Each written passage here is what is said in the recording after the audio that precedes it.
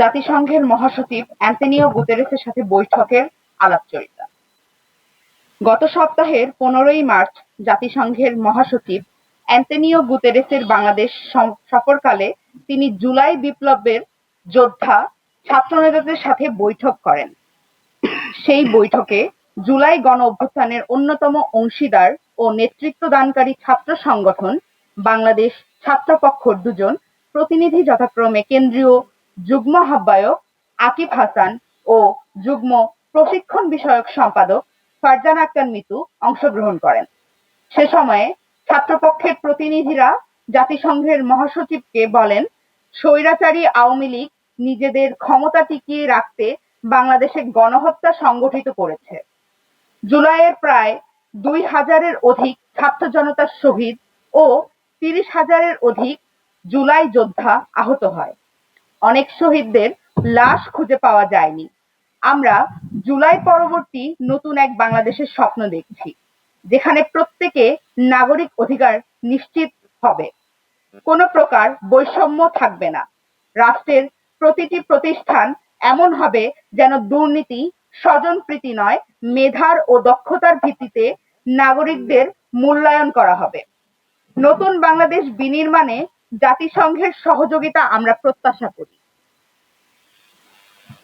এছাড়াও বিগত 16 বছরে স্বৈরাচার আওয়ামী লীগ কর্তৃক সংগঠিত বিরোধী ও ভিন্নমতের নাগরিকদের উপর সংগঠিত সকল গুম, বিচার বহির্ভূত হত্যা, বিডিআর, শাপলা, জুলাই গণহত্যার বিচার, নাগরিকদের মানবাধিকার, বাক স্বাধীনতা, ভোটের অধিকার তথা নির্বাচন, রাষ্ট্র সংস্কার ও মিয়ানমারের সাথে রোহিঙ্গা ইস্যুতে জাতিসংঘকে আমাদের তরফ হতে বাংলাদেশের পাশে থাকার ও সহযোগিতার আহ্বান জানানো হয়েছে। ধন্যবাদ। দ্বিতীয় অংশটি পড়ার জন্য আকিব ভাইকে অনুরোধ করছি।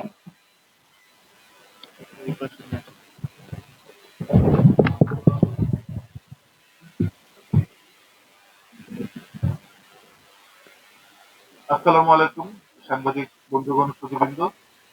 আমি এখন জুলাই গণহত্যাকারী ও তাদের সহযোগী রাজনৈতিক দলগুলোর বিচার চাওয়ার যে ইস্যুটি সেটা নিয়ে কথা বলছি। 2024 সালে জুলাই মাসে তৎকালীন গণহত্যাকারী আওয়ামী লীগ স্বৈরাচারী দমন নীতি প্রয়োগ করে বৈষম্য বিরোধী আন্দোলন দমাতে ছাত্র জনতার উপর রাষ্ট্রীয় সন্ত্রাস চালায়।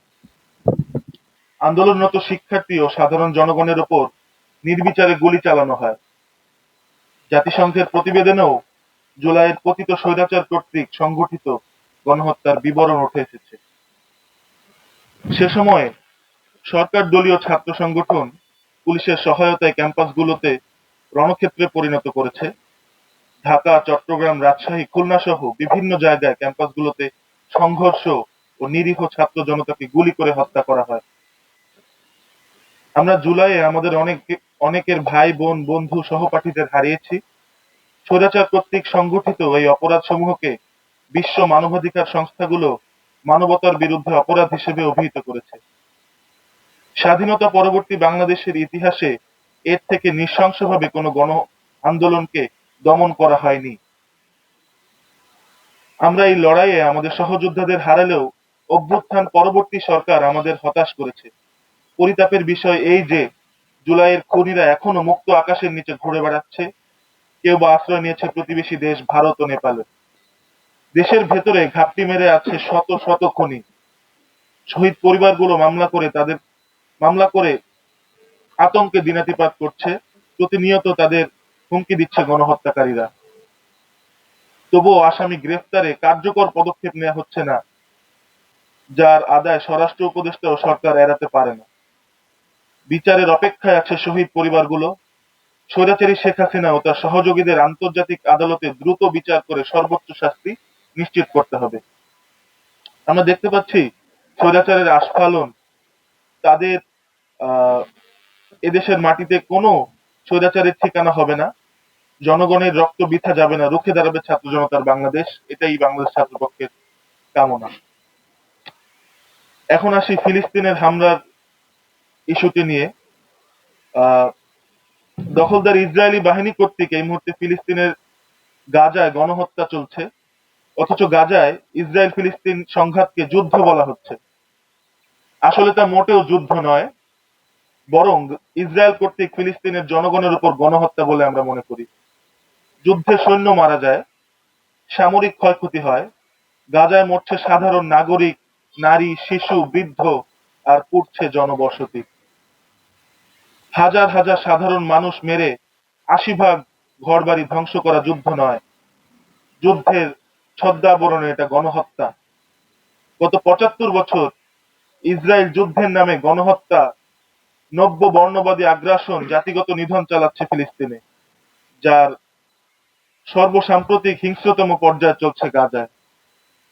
১৮ই মার্চ থেকে পুনরায় শুরু হওয়া এই গণহত্যা থামার কোনো লক্ষণ দেখা যাচ্ছে না, বরং যুদ্ধবিরতির নামে প্রহসন তৈরি করে তা এখনো চালানো হচ্ছে। বাংলাদেশ ছাত্রপক্ষ জাতিসংঘ ও ওআইসি কে দ্রুত যুদ্ধবিরতি কার্যকর করার আহ্বান জানাচ্ছে। ফিলিস্তিন সংকটের সমাধান স্বাধীন ফিলিস্তিন রাষ্ট্র। আমরা দৃঢ়ভাবে ফিলিস্তিনের নিপীড়িত জনগণকে বলছি, বাংলাদেশের জনগণ ও ছাত্রপক্ষ তাদের পাশে রয়েছে।